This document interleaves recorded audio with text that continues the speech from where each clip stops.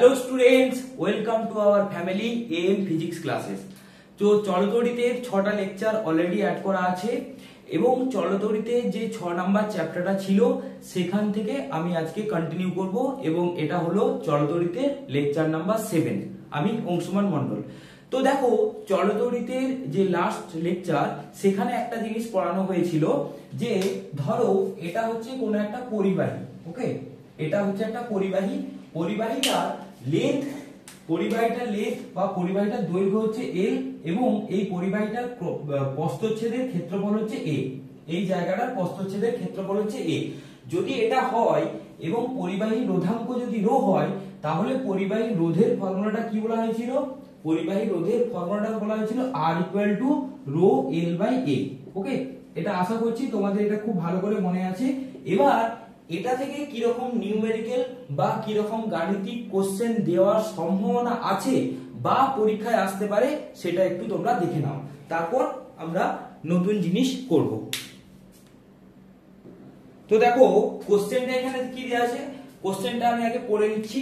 সমদৈর্ঘ্যের দুটি ধাতব তার A ও B একই পদার্থ দিয়ে তৈরি।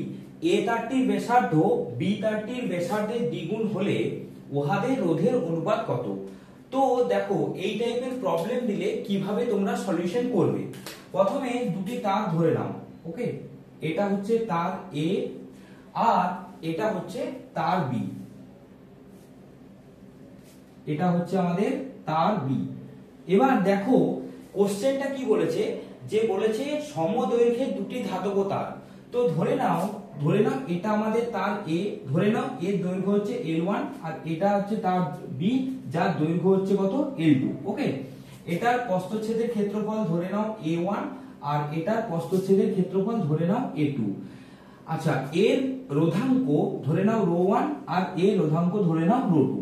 তাহলে দেখো, আমরা যদি জেনারেল ফর্মুলাটা অ্যাপ্লাই করি তাহলে আমরা কি পাবো? এর যদি রোধ হয় R1 সমান কি পাবো? ρ1 L1/A1। আর এর ক্ষেত্রে রোধ যদি R2 হয় সেটা সমান কত পাবো?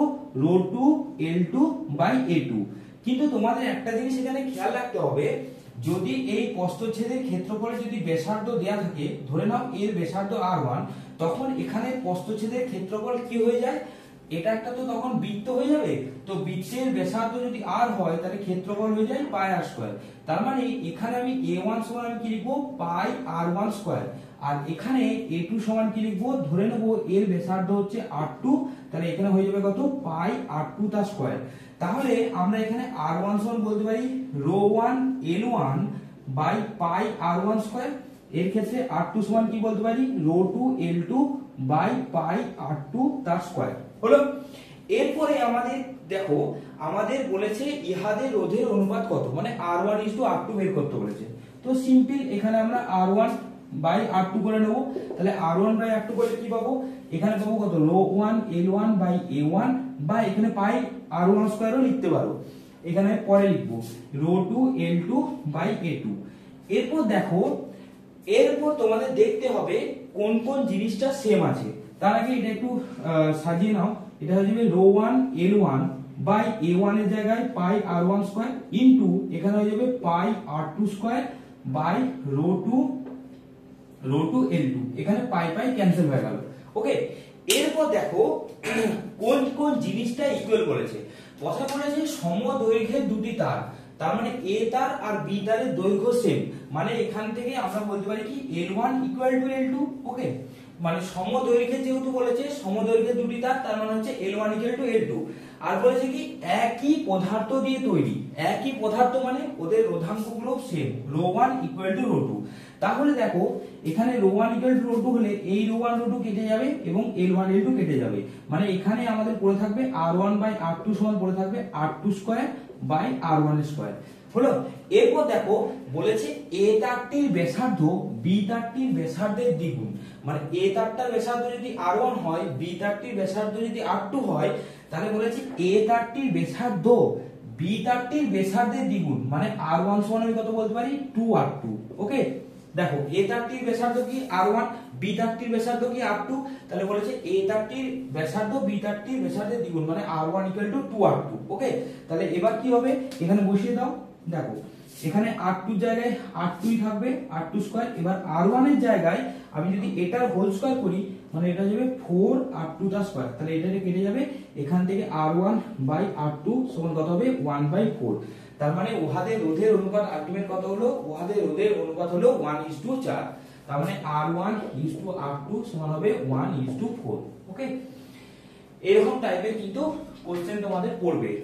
এবার এখান থেকে আর কি আসতে পারে, একটা জিনিস খেয়াল রাখবে, এখান থেকে কিন্তু যে কোনো একটা জিনিস চেঞ্জ করে দিতে পারে। মানে এখানে যেমন সমদৈর্ঘ্যে দেয়া আছে, এবার হলো কোশ্চেনটা এরকমও দিতে পারে যে সমব্যাসার্ধের দুটি তার এবং সমপদার্থ দিয়ে তৈরি, একটি দৈর্ঘ্য অপরটির দ্বিগুণ হলে, একটি দৈর্ঘ্য অপরটির দ্বিগুণ হলে তখন এদের রোধের অনুপাত কত হবে। এই টাইপের কোশ্চেন কিন্তু আসতেও পারে। ওকে, তাই এই টাইপের কোশ্চেন তোমরা কিন্তু বাড়িতে অবশ্যই প্র্যাকটিস করবে। চলো নেক্সট।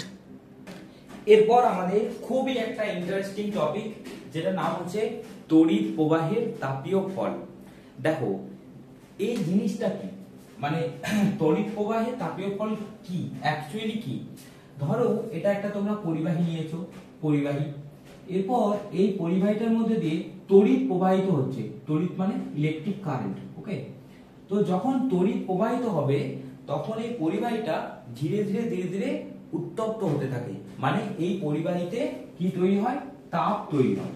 তো কোনো পরিবাহীতে যখন তড়িৎ প্রবাহিত হয় তখন ওই পরিবাহীতে তাপ তৈরি হয়, এই ঘটনাকেই বলা হয় তড়িৎ প্রবাহের তাপীয় ফল। ওকে, তাহলে তড়িৎ প্রবাহের তাপীয় ফল কি না, কোনো পরিবাহীতে যখন তড়িৎ প্রবাহিত হয় বা তড়িৎ প্রবাহমাত্রা হয় তখন ওই পরিবাহীতে তাপ উৎপন্ন হয়, এই ঘটনাকে বলা হয় তড়িৎ প্রবাহের তাপীয় ফল।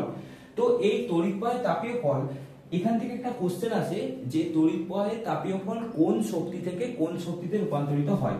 এটা মনে রাখবে, তড়িৎ প্রবাহের তাপীয় ফল তড়িৎ শক্তি থেকে তাপ শক্তিতে রূপান্তরিত হয়। এটা 1 নম্বরের একটা কোশ্চেন আসতে পারে। ওকে, তাহলে তড়িৎ প্রবাহের তাপীয় ফল কোন শক্তি থেকে কোন শক্তিতে রূপান্তরিত হয়, তড়িৎ শক্তি থেকে তাপ শক্তিতে। এরপর এর একটা ব্যাখ্যা আছে। ব্যাখ্যাটা কি, মানে কেন এখানে ইলেকট্রিক কারেন্ট ফ্লো হলে কেন তাপ তৈরি হবে, মানে কোনো পরিবাহীতে যখন তড়িৎ প্রবাহিত হয় তখন কেন তাপ তৈরি হবে সেটা দেখো, সেটা ভালো করে জানতে হবে এবং ভালো করে বুঝতে হবে। ধরো এটা একটা পরিবাহী। ওকে, এটা একটা পরিবাহী। এরপর এই পরিবাহীতে যখন তড়িৎ প্রবাহিত হচ্ছে মানে কি হয়, মানে এখানে ইলেকট্রনগুলো যে থাকে, ইলেকট্রনগুলো গতিশীল থাকে, ইলেকট্রনগুলো গতিশীল থাকে। এরপর এই পরিবাহীতে অনেক অণু পরমাণু এগুলো থাকবে, এই অণু পরমাণু এরকম ভাবে এই পরিবাহীর মধ্যে থাকবে। এরপর কি হয়, ইলেকট্রনগুলো যখন একটা গতিশক্তি নিয়ে যাবে, গতিশক্তি নিয়ে যাওয়ার সময় এই ইলেকট্রনগুলো কি করবে, এই অণু বা পরমাণুগুলোকে ধাক্কা করবে। তারপরে কি হবে, এই যে অণু পরমাণুগুলো ছিল, এই অণু পরমাণুগুলো যখন ধাক্কা করবে ওরা কি হবে, ওরা কম্পিত হতে শুরু করবে। মানে এইরকম ছিল ওরা স্থির অবস্থায়, এরপর ওরা কি করবে, ওরা এরকম কম্পিত হতে শুরু করবে, একবার এদিক যাবে একবার এদিক যাবে, এরকম কম্পিত হতে শুরু করবে। যখনই কম্পিত হতে শুরু করবে তখনই কি হবে, তখনই ওদের গতিশক্তি বাড়বে, আস্তে আস্তে এদের গতিশক্তি বাড়বে। সেই গতিশক্তিটা কি হবে, সেই গতিশক্তি যত বাড়বে তত কিন্তু ওরা তাপ শক্তিতে রূপান্তরিত হবে। ওকে, তার মানে কি হলো, তার মানে যখন ইলেকট্রনগুলো যখন পাস করছে তখন ইলেকট্রনগুলো এখানে যে পরমাণু বা অণুগুলো আছে, মেন পরমাণু, সেইগুলোকে ওরা সংঘর্ষ ঘটায় বা ধাক্কা ঘটায়। তার ফলে এদের কি হয়, কম্পন তৈরি হয়। আর যত কম্পন তৈরি হবে তত ওদের গতিশক্তি বাড়ে, আর গতিশক্তি যত বেশি হবে তত কিন্তু তাপ শক্তি তৈরি হবে। এইভাবে কি হয়, এইভাবে তড়িৎ প্রবাহের ফলে তাপ শক্তি আলটিমেট তৈরি হয়। ওকে, তাহলে এখান থেকে তোমরা কি ব্যাখ্যা পেলে দেখো, তাও আমি আরেকবার বলে দিচ্ছি, তোমরা একটু নোট করে নেবে। সেটা হচ্ছে পরিবাহীর মধ্য দিয়ে তড়িৎ প্রবাহ হলে পরিবাহীর মধ্যে থাকা মুক্ত ইলেকট্রনগুলি একটি নির্দিষ্ট অভিমুখে গতিশীল হয়। ইলেকট্রনগুলি পরিবাহীর মধ্য দিয়ে যাওয়ার সময় পরিবাহীর স্থির অণুগুলির সঙ্গে তাদের সংঘর্ষ ঘটায়, ফলে অণুগুলির স্পন্দনের গতি বৃদ্ধি পায়, অর্থাৎ অণুগুলির গতিশক্তি বাড়ে। এই গতিশক্তি বৃদ্ধির অর্থ হলো উষ্ণতা বৃদ্ধি, অর্থাৎ কি, অর্থাৎ হচ্ছে তাপের উৎপত্তি। এইভাবে কিন্তু পরিবাহীতে তড়িৎ শক্তি তাপ শক্তিতে কি হয়, রূপান্তরিত হয়। তো এটা তো বোঝা গেল যে কোনো পরিবাহীতে, তার মানে এটা তো বোঝা গেল যে কোনো পরিবাহীতে যখন তড়িৎ প্রবাহিত হয়, কোনো পরিবাহীতে যখন তড়িৎ প্রবাহিত হয় তখন তড়িৎ পরিবাহীতে তাপ শক্তি বা তাপ উৎপন্ন হয়। কিন্তু কিন্তু কোনো একটা পরিবাহীতে কতটা তড়িৎ প্রবাহিত হলে কতটা তাপ তৈরি হবে, বা কত সময় ধরে তড়িৎ প্রবাহিত হলে কতটা তাপ তৈরি হবে, বা পরিবাহীর রোধ কতটা হলে পরিবাহীতে কেমন তাপ উৎপন্ন হবে, সেই সম্পর্কে বিজ্ঞানী জুল কিছু সূত্র দিয়েছিলেন, যেগুলোকে বলা হয় তড়িৎ প্রবাহের তাপীয় ফল সংক্রান্ত জুলের সূত্র। ওকে, তার মানে কি, জুল কেন সূত্র দিয়েছিল, যে পরিবাহীতে কত অ্যামাউন্ট বা কত পরিমাণ তাপ তৈরি হবে সেই তাপের পরিমাণটা মেজার করার জন্যই সায়েন্টিস্ট জুল কিছু সূত্র দিয়েছিলেন, এবং যে সূত্রগুলোকে আমরা বলি তড়িৎ প্রবাহের তাপীয় ফল সংক্রান্ত জুলের সূত্র, যেটা কিন্তু খুবই ইম্পর্টেন্ট, যেটা কিন্তু বোর্ডসে আসার জন্য খুবই ইম্পর্টেন্ট, মাধ্যমিক বোর্ডসে আসার জন্য খুবই ইম্পর্টেন্ট। তো নেক্সট হেডিং, তড়িৎ প্রবাহের তাপীয় ফল সংক্রান্ত জুলের সূত্র। তো দেখো, তড়িৎ প্রবাহের তাপীয় ফল সংক্রান্ত জুলের সূত্র তিনি কি বলেছিলেন, তিনি বলেছিলেন কোন পরিবাহীতে উৎপন্ন তাপ তিনটে জিনিসের উপর নির্ভর করে। তিনটে জিনিস কি কি? একটা হচ্ছে ওই পরিবাহীতে তড়িৎ প্রবাহ মাত্রা, ওই পরিবাহীর রোধ, এবং ওই পরিবাহীতে কত সময় ধরে তড়িৎ প্রবাহিত হচ্ছে। এই তিনটের উপর নির্ভর করে আমাদের জুলের সূত্র এসছে। ওকে, তো দেখো জুলের তিনটে সূত্র আছে, একটা প্রথম সূত্র, দ্বিতীয় সূত্র, তৃতীয় সূত্র। প্রথম সূত্রকে বলা হয় তড়িৎ প্রবাহের সূত্র বা সিম্পলি প্রবাহের সূত্র, দ্বিতীয় সূত্রকে বলা হয় রোধের সূত্র, এবং তৃতীয় সূত্রকে বলা হয় সময়ের সূত্র। তো সূত্রটা কি? সূত্রটা কি? দেখো, সূত্রটা যখন করবে তখন তোমরা কিভাবে করবে? দেখো, এটা প্রবাহের সূত্র, তাহলে মানে এর সূত্র, তাহলে বাকি আর কে কে রইলো? বাকি রইলো রোধ আর সময়। রোধ আর সময়। তো সূত্রটা যখন লিখবে তখন তোমরা কিভাবে করবে? দেখো, এটা তো প্রথম সূত্র, বা আমরা বলতে পারি কি প্রবাহের সূত্র। ওকে, তো কি করবে, যেহেতু এটা প্রবাহের সূত্র, তাহলে তোমরা রোধ আর সময়টাকে ধ্রুবক ধরে নেবে। রোধ আর সময়টাকে ধ্রুবক ধরে নেবে। তো দেখো, কোন নির্দিষ্ট পরিবাহী নির্দিষ্ট রোধ এবং সময় নির্দিষ্ট থাকলে ওই পরিবাহীতে উৎপন্ন তাপ ওই পরিবাহীর তড়িৎ প্রবাহ মাত্রার বর্গের সাথে সমানুপাতিক হয়। ওকে, তার মানে দেখো, প্রবাহের সূত্র মানে আয়ের সূত্র, তাহলে আর টিটা হচ্ছে ধ্রুবক, তাহলে উৎপন্ন তাপ প্রপোর্শনাল টু হবে তড়িৎ প্রবাহ মাত্রার বর্গের সাথে। তাহলে এটা কি লিখতে পারি আমরা? না, পরিবাহী রোধ এবং পরিবাহীতে তড়িৎ প্রবাহ মাত্রা সময় স্থির থাকলে পরিবাহীতে উৎপন্ন তাপ পরিবাহীর মধ্য দিয়ে তড়িৎ প্রবাহ মাত্রার বর্গের সমানুপাতিক হয়। ওকে, যেটা বললাম সেটা কোথায় লিখবে, আর এটা হচ্ছে যেটা বললাম সেটা কোথায় লিখবে, আর এটা লাস্টে লিখে নেবে। ওকে, দ্বিতীয় সূত্রটাকে আমরা কিসের সূত্র বলি? রোধের সূত্র। তার মানে আর এর সূত্র। তার মানে এখানে কে কে ধ্রুবক থাকবে? এখানে তড়িৎ প্রবাহ মাত্রা আর সময় ধ্রুবক থাকবে। তাহলে কি লিখবে? না, কোন পরিবাহীতে তড়িৎ প্রবাহ মাত্রা এবং সময় স্থির থাকলে ওই পরিবাহীতে উৎপন্ন তাপ রোধের সাথে সমানুপাতিক হয়। মানে যত রোধ বেশি হবে তত উৎপন্ন তাপ বেশি হবে। ওকে, আচ্ছা, তৃতীয় সূত্রটা কি? তৃতীয় সূত্রটা হচ্ছে সময়ের সূত্র। তাহলে দেখো, তৃতীয় সূত্রটা সময় মানে এটা থাকবে, তাহলে এইগুলোকে ধ্রুবক থাকবে, তাহলে আর আই এই দুটো হচ্ছে ধ্রুবক, আর আই এই দুটো ধ্রুবক। তাহলে কি বলবে? না, কোন পরিবাহীতে রোধ এবং পরিবাহী তড়িৎ প্রবাহ মাত্রা স্থির থাকলে ওই পরিবাহীতে উৎপন্ন তাপ কি হবে? ওই পরিবাহীতে প্রবাহিত তড়িৎ প্রবাহ মাত্রা সময়ের সাথে সমানুপাতিক হয়। প্রবাহ মাত্রা সময়ের সাথে সমানুপাতিক হয়। ওকে, তাহলে আমি যে কথাগুলো বললাম সেগুলো তোমরা লিখবে, আর এগুলো হচ্ছে ওর গাণিতিক প্রকাশ। ওকে, এরপর কি হচ্ছে, এরপর যখন আমরা তিনটেকে একসাথে লিখবো তখন আমরা কি বলবো? তখন লিখবো H proportional to I square R T। এই তিনটেকে একসাথে যখন লিখবো তখন আমরা এটা পাবো H proportional to I square R into T। ওকে, তাহলে প্রথম সূত্রকে আমরা বলি প্রবাহের সূত্র, দ্বিতীয় সূত্রকে আমরা কি বলি? রোধের সূত্র, এবং তৃতীয় সূত্রকে কি বলি? প্রবাহের সূত্র। ওকে, তাহলে তিনটেকে একসাথে যখন আমরা লিখি তখন আমরা কি লিখবো? H proportional to I square R T। এবার দেখো, এই প্রপোর্শনাল টুলতে কি একটা সমান দিতে হয়, তাহলে যখন আমি সমান লিখবো তখন H সমান এখানে হয় 1/j। এই যে এইখানে প্রপোর্শনালটা উঠালাম, প্রপোর্শনালটা তুললাম, এখানে সমান দিলাম, এই সমানটা হচ্ছে 1/j I স্কয়ার RT। এই যে এটা, এই তিনটাকে একসাথে কি বলা হয়? জুলের সূত্র। যদি জুলের সূত্র পড়ে তাহলে কিন্তু তোমরা কিন্তু কথায় লিখবে, সাথে কিন্তু গাণিতিকভাবে লিখবে। ওকে, তো মনে রাখবে যে এই তিনটে জিনিসের মধ্যে দুটো জিনিস ধ্রুবক হবে আর একটা জিনিস ভ্যারি করবে।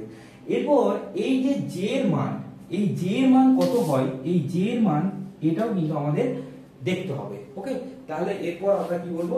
জে এর মান এবং উৎপন্ন তাপের রাশিমালা। জে এর মান এবং উৎপন্ন তাপের রাশিমালা, জুলের সূত্র কিন্তু খুবই ইম্পর্টেন্ট। জে এর মান দেখো, তাপের একক, ক্যালোরি হচ্ছে তাপের ব্যবহারিক একক। ওকে, তো যদি তাপকে ক্যালোরি এককে নেওয়া হয়, কারেন্ট বা তড়িৎ প্রবাহ মাত্রাকে অ্যাম্পিয়ার এককে নেওয়া হয়, আর কে ওহমে নেওয়া হয়, আর টাইম কে সেকেন্ডে নেওয়া হয়, তাহলে জে এর ভ্যালু হয় কত? 4.2। ওকে, তাহলে জে এর ভ্যালু কত হয়? 4.2। যদি তোমরা ইউনিটটা লিখতে চাও, ইউনিটটা লিখতে পারো জুল পার ক্যালোরি। ওকে, জুল পার ক্যালোরি। দেখো এখানে জে এর ভ্যালুটা হচ্ছে 4.2। ওকে, এটা জুল বা ক্যালোরি হবে। তো এখানে তাহলে আমাদের ফর্মুলাটা কি হয়ে যাবে? ফর্মুলাটা হয়ে যাবে H সমান, দেখো 1/j, তাহলে 1/4.2 I square R into T। ওকে, তাহলে H ইকুয়াল টু হয়ে যাচ্ছে 1/4.2 into I square into R into T। এই জেটাকে কিন্তু বলা হয়, এই জেটাকে বলা হয় তাপের যান্ত্রিক তুল্যাঙ্ক। যেটাকে কি বলা হয়? তাপের যান্ত্রিক তুল্যাঙ্ক। এটা তোমরা মনে রাখবে। আচ্ছা, এরপর H টাকে যদি জুল বলা হয়, মানে H এর ইউনিট যদি জুলে নেওয়া হয়, I যদি অ্যাম্পিয়ারে নেওয়া হয়, R যদি ওহমে নেওয়া হয়, আর T যদি সেকেন্ডে নেওয়া হয়, তখন J এর ভ্যালুটা 1 হয়ে যায়। তার মানে এই ইউনিটে জাস্ট নরমাল ভ্যালুটা কত হয়ে যাবে? H সমান I স্কয়ার RT বাই 1, মানে কিন্তু I স্কয়ার RT। ওকে, তাহলে এই দুটো ইউনিট তোমরা ভালো করে মনে রাখবে, আর এখান থেকে যার যে বই আছে সেই বই থেকে কিন্তু অঙ্ক করে রাখবে। এই ইকুয়েশনটা থেকে কিন্তু অঙ্ক তোমরা করে রাখবে, ভালো করে প্র্যাকটিস করে রাখবে। ওকে, ইউনিটটা খুবই ইম্পর্টেন্ট, সেই জন্য তোমাদের বলে দিলাম। আচ্ছা, নেক্সট দেখো, নেক্সট আরেকটা ইম্পর্টেন্ট আছে, যেটা হচ্ছে কার্যশক্তির ধারণা থেকে জুলের সূত্র প্রতিষ্ঠা। কার্যশক্তির ধারণা থেকে জুলের সূত্র প্রতিষ্ঠা। দেখো, কার্যশক্তির ধারণা থেকে জুলের সূত্র প্রতিষ্ঠা। আচ্ছা, আরেকটা জিনিস তোমাদের মনে বলে দিই, 1 ক্যালোরি ইকুয়াল টু হয় 4.2 জুল। ওকে, এটা রাফ এস্টিমেট করে 4.198 হয়, তোমরা 4.2 লিখলেও এটার প্রবলেম হবে না। তো এবার দেখো, কার্যশক্তির ধারণা থেকে জুলের সূত্র প্রতিষ্ঠা কিরকম। ধরো এখানে একটা আমি পরিবাহী নিয়েছি, এই পরিবাহীতে এখান থেকে কিউ অ্যামাউন্টের চার্জ এখান থেকে এখানে ট্রান্সফার হচ্ছে বা প্রবাহিত হচ্ছে টি সময়। তাহলে আমরা বলতো তাহলে এখানে তড়িৎ প্রবাহ মাত্রা I সমান কত হবে? তোমরা জানো তড়িৎ প্রবাহ মাত্রা I সমান হচ্ছে টোটাল চার্জ বাই হচ্ছে টোটাল টাইম, বা এখান থেকে আমরা বলতে পারি কি Q ইকুয়াল টু হচ্ছে I ইনটু T। ওকে, তড়িৎ প্রবাহ মাত্রা ইকুয়াল টু হচ্ছে তড়িৎ আধান ইকুয়াল টু হচ্ছে তড়িৎ প্রবাহ মাত্রা ইনটু সময়।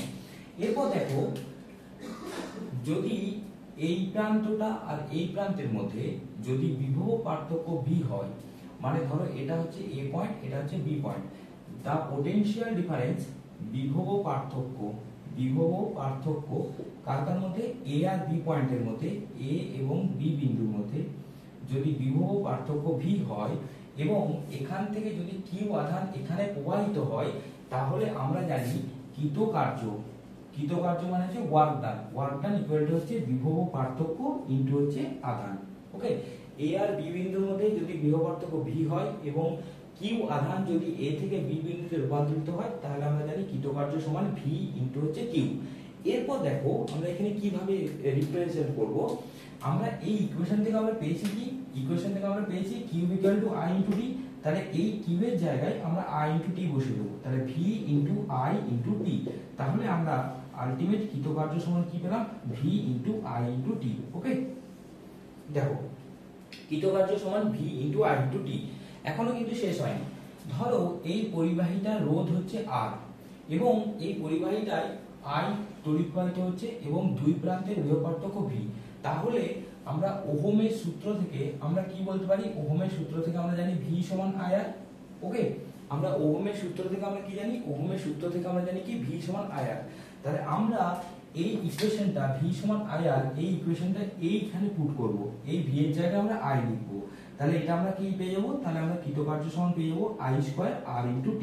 ওকে, এখান থেকে আমরা কৃতকার্য সমান পেয়ে গেলাম আলটিমেট। তাহলে আমরা কৃতকার্য সমান কত পেলাম, কৃতকার্য সমান হচ্ছে I square R into T। ওকে, ঠিক আছে, এই জায়গাটা কোনো অসুবিধা নেই বুঝতে। কিন্তু এরপর একটা জিনিস আছে যেটাকে বলা হয় কার্য তাপের তুল্যতা।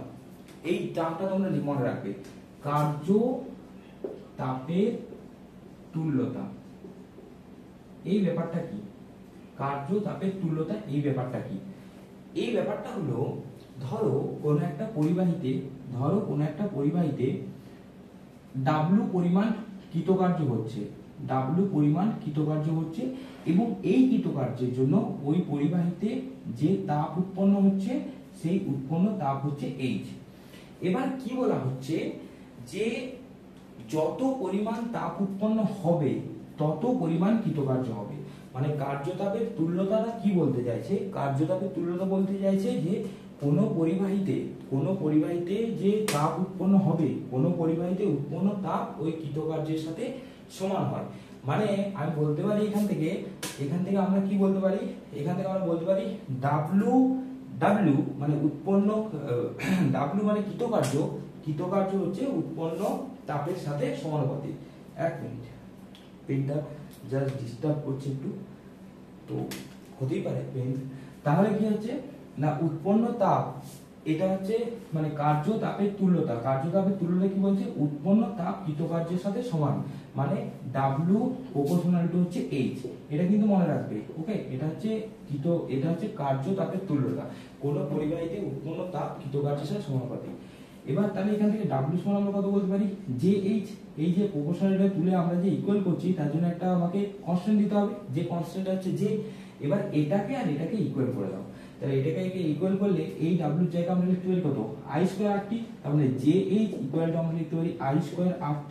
তাহলে এখানে H সমান হয়ে যাবে কত, I square RT by J। এইভাবে আমরা কিন্তু কার্যশক্তির ধারণা থেকে কিন্তু আমরা জুলের সূত্র কিন্তু প্রতিষ্ঠা করতে পারি। ওকে, আশা করছি এই জায়গাতে কারো কোনো ডাউট নেই, তোমরা ইজিলি করলে এটা কিন্তু ইজিলি বুঝতে পারবে। ওকে, তো আরেকটা জিনিস তোমাদের এখানে বলে নিই, সেটা হচ্ছে এই যে পরিবাহীতে উৎপন্ন তাপ H সমান I square RT by J। এটা একটা জিনিস মনে রাখবে যে তড়িৎ প্রবাহিতটা কোন দিকে হচ্ছে, ধরো এখান থেকে এই দিকে তড়িৎ প্রবাহিত হচ্ছে বা এখান থেকে এই দিকে তড়িৎ প্রবাহিত হচ্ছে, তো এই তড়িৎ প্রবাহের অভিমুখের উপর কিন্তু এই উৎপন্ন তাপ নির্ভর করে না। তড়িৎ প্রবাহের অভিমুখের উপর উৎপন্ন তাপ নির্ভর করে না, কিন্তু হ্যাঁ তড়িৎ প্রবাহের কতটা হচ্ছে সেটার উপর নির্ভর করে। ওকে, তো তোমাদের এই ফর্মুলা থেকে কিন্তু অঙ্ক আসতে পারে। তো ঠিক আছে, আজকে এখানে লেকচারটা এইটুকু পর্যন্ত হলো। দেখা হচ্ছে নেক্সট লেকচারে আরো নতুন কিছু টপিক এবং নতুন কিছু আননোন জিনিস ভালোভাবে জানার জন্য। ওকে, তাহলে তোমরা দেখতে রাখো, চ্যানেলটা ফলো করো এবং শেয়ার করো। চলো দেখা হচ্ছে নেক্সট ভিডিওতে।